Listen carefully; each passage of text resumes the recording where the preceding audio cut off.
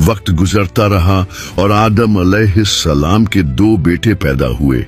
एक का नाम हाबील और दूसरे का नाम काबील था। काबील खेती बाड़ी करता था और हाबील के पास जानवर थे जो वो चराता था।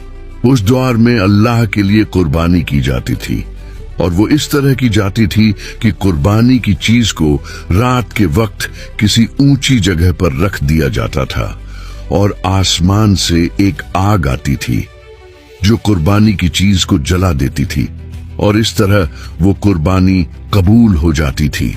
इसी तरह एक बार कुर्बानी का वक्त आया और दोनों ने तैयारी की। हाबील ने अपने जानवरों में से एक खूबसूरत और बेहतरीन दुम्बा कुर्बानी के लिए चुना, जबकि काबील ने अपने गल्ले के सामान में से खराब किस्म की चीजें कुर्बानी के लिए निकाली। रात के वक्त दोनों ने अपनी अपनी कुर्बानी अल्लाह के लिए पेश की।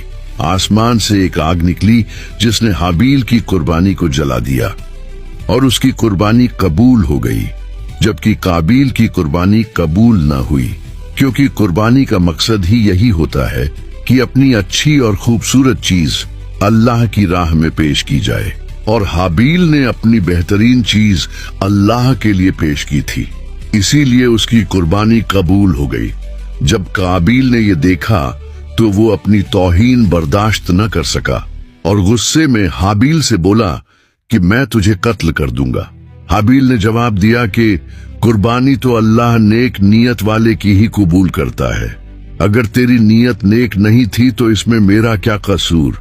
मुझे अल्लाह से डर लगता है, तेरा जो दिल चाहे वो कर। उसके बाद काबील ने हाबील को कत्ल कर दिया और ये दुनिया की तारीख का सबसे पहला इंसानी कत्ल था। उसके बाद वो बैठा सोच रहा था कि अपने भाई की लाश को कहाँ छुपाए। तभी अल्लाह ने एक कौवे को भेजा जो उसके सामने आकर जमीन को रेदने लगा।